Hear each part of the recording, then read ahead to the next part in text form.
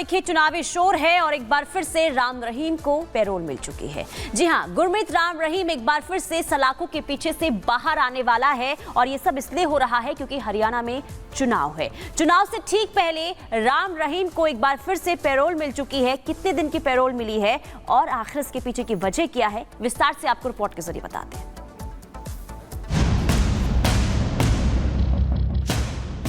अजब गजब बाबाओं वाले मौसम में एक ऐसे बाबा की बात करने जा रहे हैं जिन पर भगवान का तो पता नहीं, लेकिन सत्ता की कृपा घनघोर बरस रही है।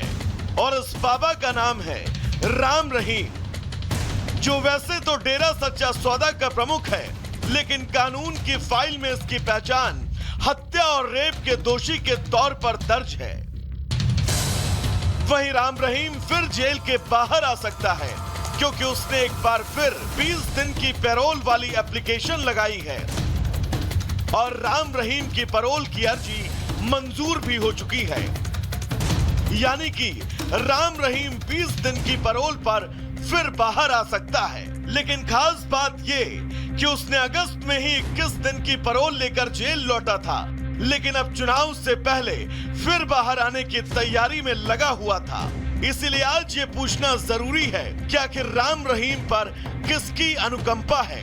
वैसे हो सकता है सब कुछ नियमों के तहत हो, लेकिन लोगों के मन में ये सवाल जरूरी है कि अगर राम रहीम की जगह कोई और कैदी होता तो क्या उससे भी पैरोल और फरलो वाला आशीर्वाद मिलता। ऐसे में ये सवाल भी लाजमी है कि क्या राम रहीम पर वोट चार्जर वाली कृपा बरस रही है। गुरमीत राम रहीम 25 अगस्त 2017 से जेल की सलाखों के पीछे है, लेकिन अब तक उसे 10 बार पैरोल या फरलो मिल चुकी है। अब ऐसे में यह भी जान लेते हैं कि आखिर कानून की किताब में पैरोल और फरलो को लेकर क्या नियम है। दरअसल पैरोल मिलने की पहली शर्त है कि परिवार के किसी सदस्य की मृत्यु हुई हो। दूसरी शर्त है कि किसी परिवार के सदस्य को गंभीर बीमारी हो। तीसरी शर्त खुद कैदी किसी गंभीर बीमारी से जूझ रहा हो। चौथी शर्त किसी कैदी की पत्नी अगर गर्भवती है। पांचवी और आखिरी शर्त कैदी के घर में विवाह का मौका हो। लेकिन देखा गया है कई बार राम रहीम की पैरोल और फरलों में इन शर्तों का दूर दूर तक वास्ता नहीं रहा। इसलिए सवाल है कि क्या पैरोल की ये सारी शर्तें सिर्फ आम कैदियों तक ही सीमित हैं। और सवाल ये भी कि क्या राम रहीम पर बार बार सियासत का चढ़ावा चढ़ता रहता है। Bureau report, Republic Bharat.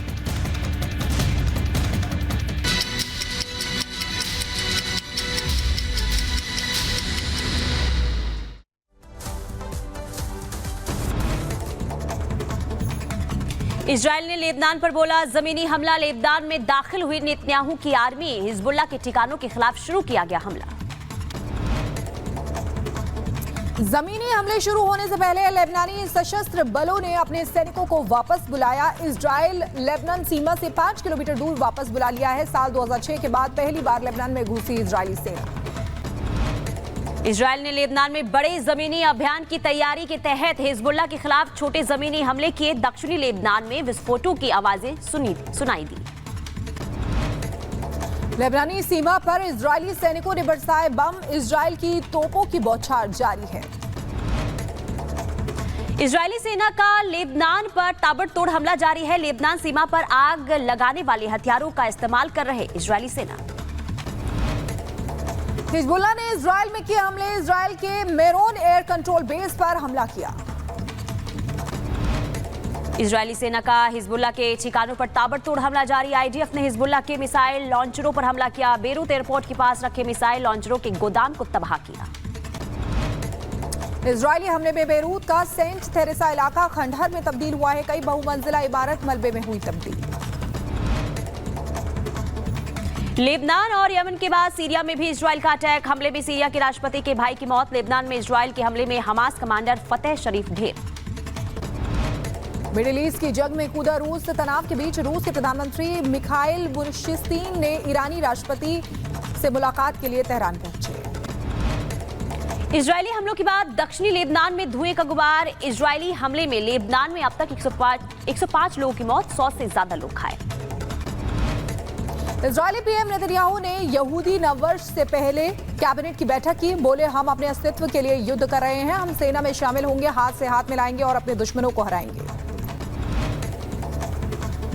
चलिए आगे बढ़ते हैं और आपको बता दें कि रूसी फाइटर और अमेरिकी F-16 का आमना सामना हुआ और अमेरिका ने इसका वीडियो भी जारी किया है।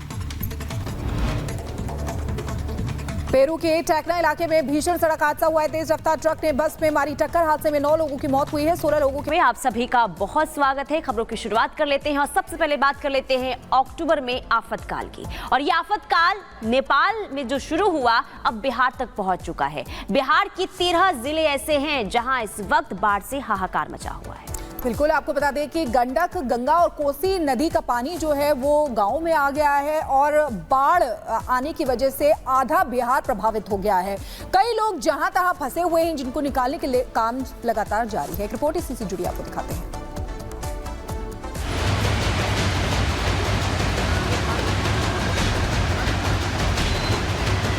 इधर से दूर दराज गांव से लोगों को रेस्क्यू करके लाया जा रहा है।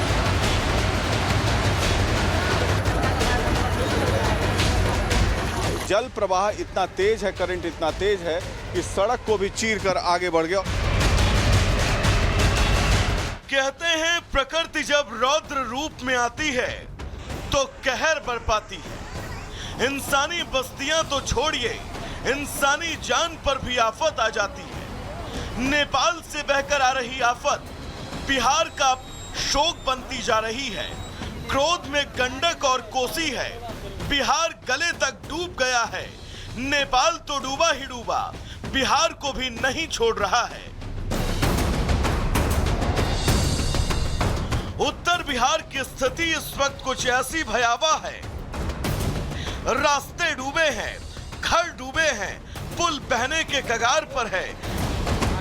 या तो तैर कर जाइए या फिर नाव चलाइए। हालात बिगड़े हैं।